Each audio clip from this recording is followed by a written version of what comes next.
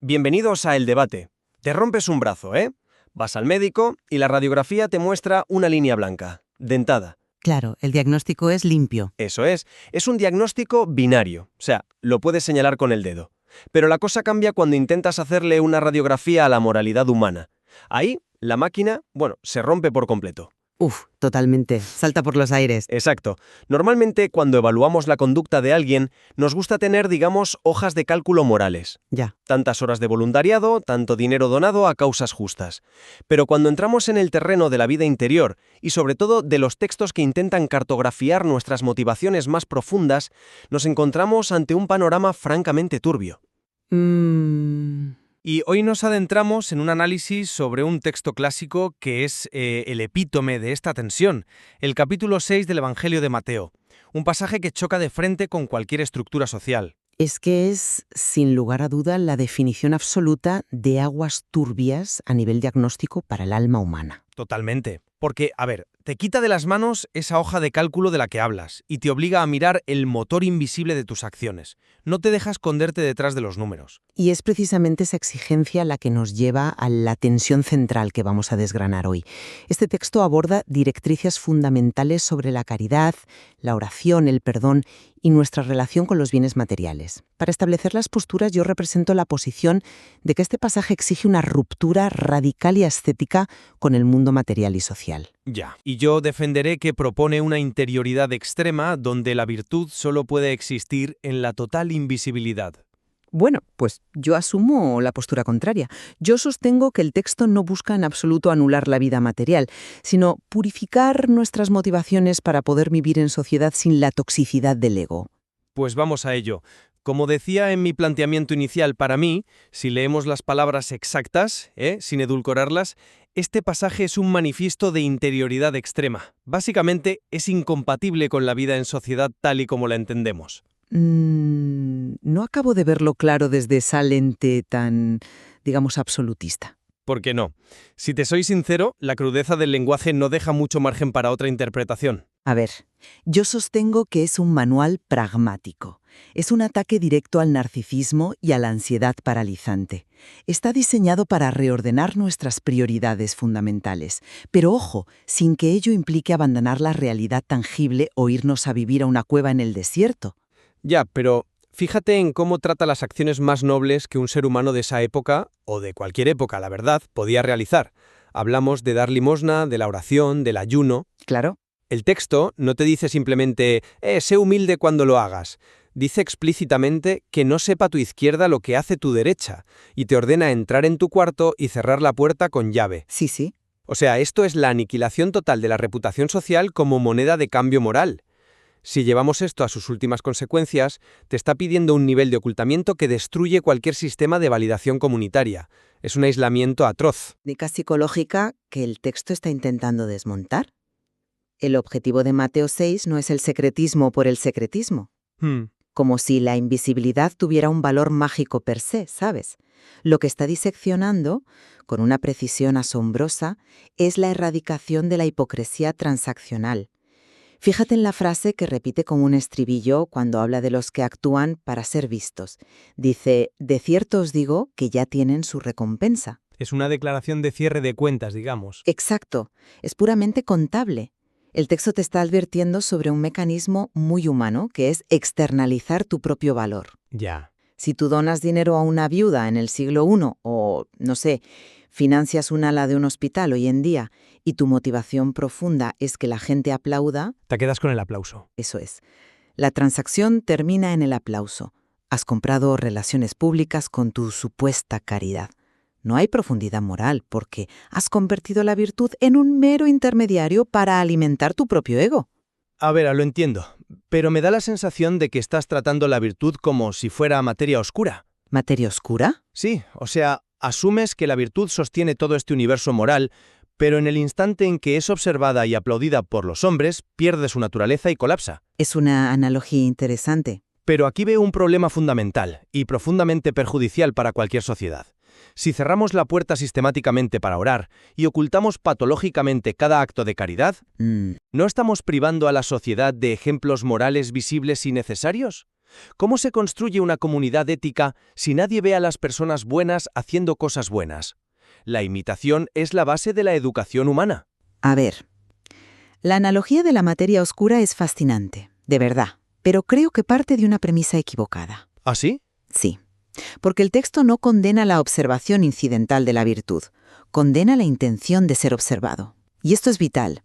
El griego original tiene una cláusula de propósito muy específica cuando critica a los que oran en las esquinas. Lo hacen para ser vistos. Ya, la intencionalidad. Exacto. La métrica aquí no es si un vecino pasa por casualidad y te ve ayudando a un mendigo.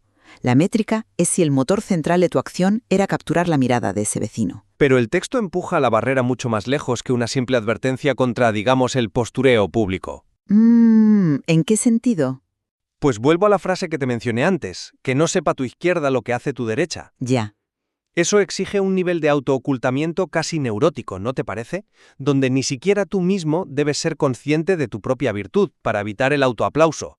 Te exigen mutilar tu propia conciencia de estar haciendo el bien. No, a ver, no es mutilar, es sanar. Sanar. Sí, porque ese nivel de autoolvido es el antídoto definitivo contra la vanidad, que es una fuerza muy corrosiva. Cuando tu mano izquierda no sabe lo que hace la derecha, la bondad se convierte en un acto reflejo.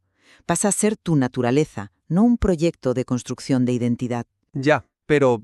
Y perdona, respondiendo a tu preocupación sobre privar a la sociedad de referentes éticos, fíjate que el mismo pasaje repite que tu padre que ve en lo secreto te recompensará en público. Bueno, pero esa recompensa no especifica de qué tipo es. Puede ser escatológica. Puede ser, pero el adjetivo en público sugiere que los frutos de esta virtud secretamente cultivada terminan desbordándose y beneficiando a la realidad visible inevitablemente. Alguien que forja su carácter en secreto desarrolla una integridad estructural inmensa. Cuando llega una crisis a la comunidad, esa persona no se desmorona buscando aplausos, sino que actúa con una firmeza que todos notan. Vale, te compro que el efecto secundario es visible. Claro, la virtud no desaparece.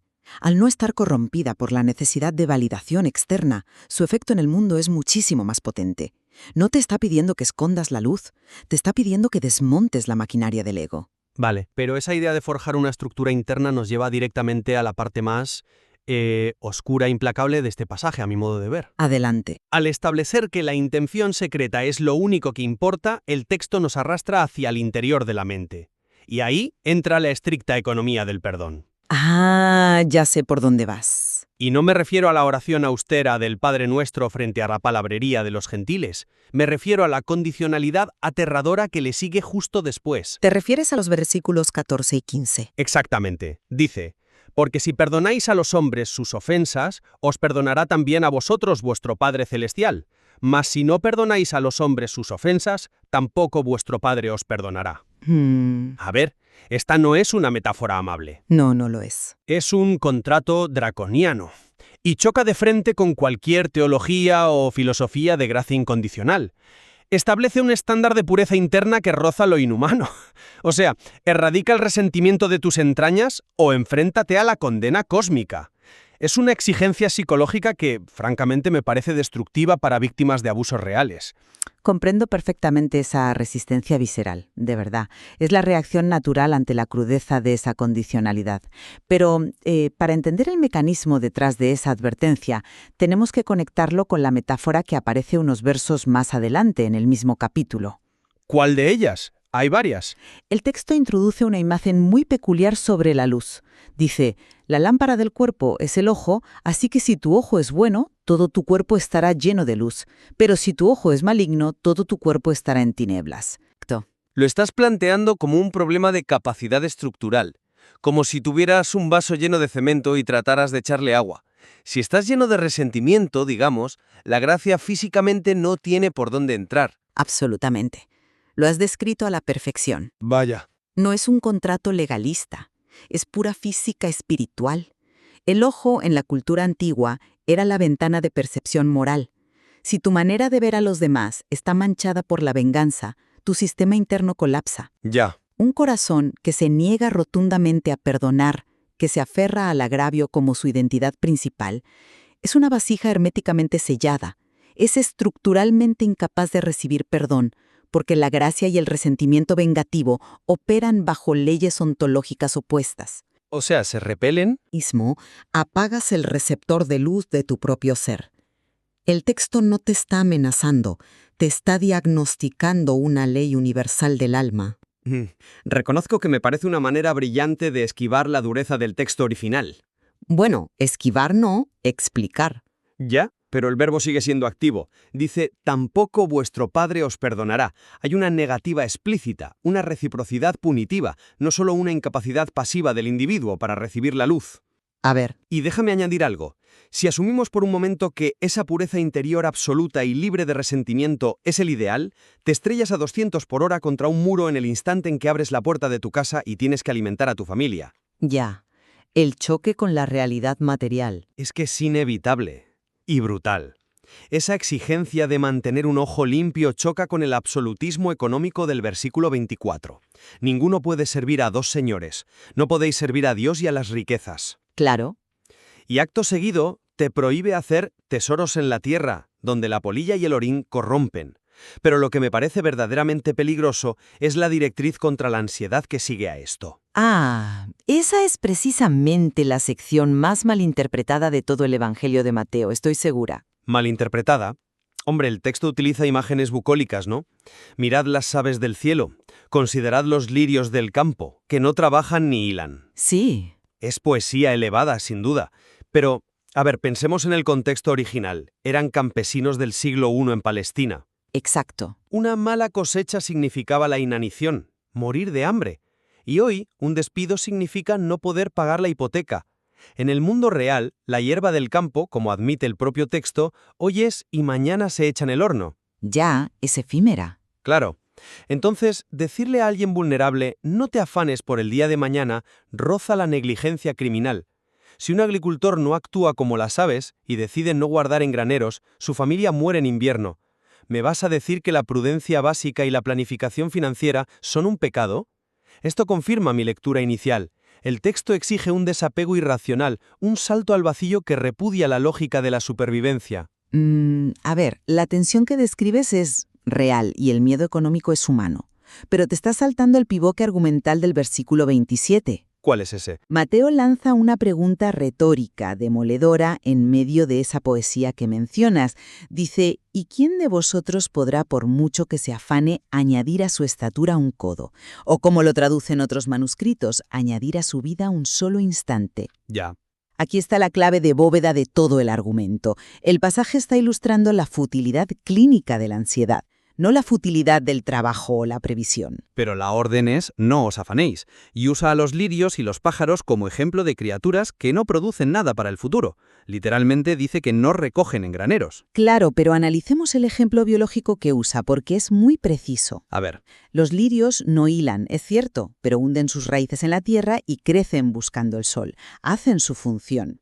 Las aves no construyen silos a largo plazo, pero te aseguro que no se quedan en el nido esperando que el trigo les caiga del cielo. obviamente tienen que buscarlo. Salen cada amanecer a buscar comida activamente.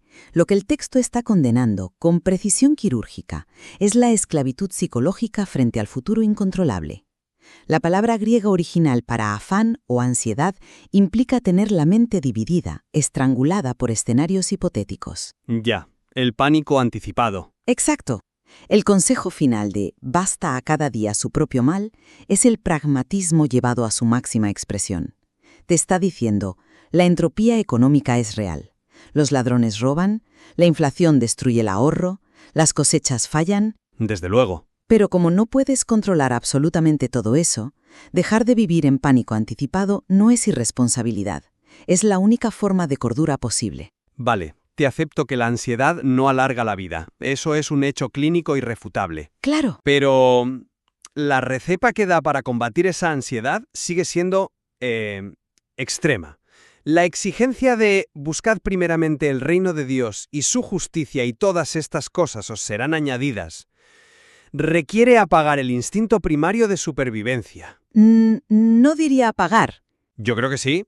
Requiere que la persona confíe ciegamente en una provisión invisible.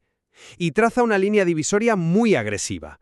Dice que los gentiles buscan todas estas cosas. Sí. O sea, Preocuparte por tu fondo de pensiones, por el precio de la ropa o por el recibo de la luz, te alinea inmediatamente con los que viven sin fe y sin Dios.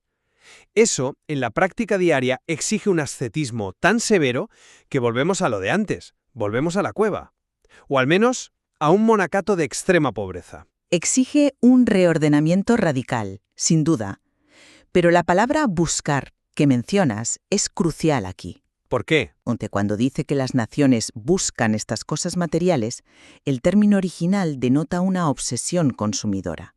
Habla de convertir la seguridad material en el propósito último de la existencia, en tu ídolo personal. Ya. Y lo que Mateo expone es que ese ídolo es un tirano que nunca se sacia. Si tu paz mental depende de tu cuenta bancaria, nunca vas a tener suficiente dinero para sentirte seguro, porque el futuro siempre puede lanzar un cisne negro, una pandemia, una guerra. Cierto. ¿Y cómo resuelve entonces buscar primero el reino el problema práctico del hambre o del frío? Porque el frío sigue ahí. Lo resuelve al invertir la jerarquía de tus amores. El reino de Dios y su justicia implica centrar tu energía vital en la rectitud moral en el presente. En la justicia, en la ética de cómo tratas a tu vecino hoy. Cuando haces eso, la supervivencia material recupera su tamaño real, deja de ser el centro del universo y pasa a ser simplemente una necesidad práctica. Una necesidad secundaria, digamos. Exacto. Y fíjate en el consuelo que ofrece el mismo texto. Vuestro Padre Celestial sabe que tenéis necesidad de todas estas cosas. Fíjate bien, no demoniza la comida o el vestido, la reconoce como necesidades legítimas. Lo que ataca es permitir que el miedo a no tenerlas devore tu humanidad y tu ética en el tiempo presente. Bueno, hemos navegado por las arterias más complejas de este pasaje y me parece el momento adecuado para intentar sintetizar dónde nos deja todo este análisis sobre Mateo 6. Me parece perfecto. Desde mi postura y escuchando con atención tus contraargumentos, sigo manteniendo que la radicalidad intrínseca de este texto no se puede domesticar fácilmente para encajarla en la vida moderna. Ya. El repudio absoluto a la validación externa, las condiciones inquebrantables para recibir el perdón y la prohibición severa contra la planificación ansiosa conforman un cuerpo normativo que exige un desapego total. Para mí es un llamamiento a operar en una frecuencia espiritual y mental que requiere casi por definición abandonar las dinámicas sociales y económicas estándar que rigen a la humanidad. Y yo mantengo que, aunque el estándar que impone es de una altura que da vértigo, estamos ante uno de los tratados psicológicos y morales más profundos de la historia sobre cómo reestructurar la mente humana. Ajá. No es un panfleto para colapsar la civilización e irnos al desierto. Es un mapa preciso para liberarnos de las dos grandes tiranías que asfixian al ser humano. ¿Qué serían? La hipocresía, que es ser esclavo del qué dirán, y el pánico existencial, que es ser esclavo del mañana. El propósito de purificar nuestra intención interior no es aislarnos del mundo material, sino darnos la fortaleza para habitar este mundo tangible sin ser corrompidos ni devorados por él. Es evidente que seguimos discrepando en el grado de literalidad de la demanda. Yo veo una tensión irresoluble entre el mandato del texto y la realidad ineludible de sobrevivir en el mundo material. ¿Y tú ves un sistema perfecto para jerarquizar esas prioridades? Exacto. Sin embargo, creo que hay un terreno donde convergemos plenamente. Este texto expone con precisión de cirujano la profunda vacuidad de vivir actuando para la audiencia equivocada. Totalmente. Desnuda la farsa de buscar la moralidad en el aplauso público y la toxicidad paralizante de intentar controlar un futuro que escapa de nuestras manos. 100% de acuerdo. Y creo que la clave de bóveda de toda nuestra discusión es la máxima sobre el tesoro. Esa que dice, porque donde esté vuestro tesoro, allí estará también vuestro corazón. Una frase demoledora. Sí. A fin de cuentas, el texto plantea un ejercicio de autodiagnóstico ineludible. Nos obliga a preguntarnos qué es lo que realmente amamos, porque eso que amamos dictará cada una de nuestras acciones, por muy ocultas que creamos que estén. Así es. Y desde luego hay muchísimos matices sociológicos y teológicos en este pasaje que dan para seguir explorando durante horas. Sin duda, es inagotable. Al final de todo, si regresamos a esa consulta médica de la que hablábamos al principio del programa, quizá la máquina de rayos X que buscábamos para medir la virtud humana no está estropeada después de todo. Claro. Simplemente ocurre que no funciona midiendo horas de voluntariado o dinero donado, funciona escaneando el ojo, la lente a través de la cual vemos el mundo y perdonamos a los demás. Eso es. Las motivaciones humanas siempre parecerán aguas turbias desde fuera, pero Mateo 6 insiste en que, en algún lugar recóndito, detrás de una puerta cerrada con llave, donde no entra el aplauso de nadie, el agua tiene que ser absolutamente cristalina. Les dejamos para que reflexionen sobre el verdadero peso de sus propios tesoros, sobre el origen de sus ansiedades y sobre quiénes son realmente ustedes cuando nadie más está mirando. Gracias por acompañarnos. Si te ha inspirado, dale like y síguenos para ver nuevos contenidos.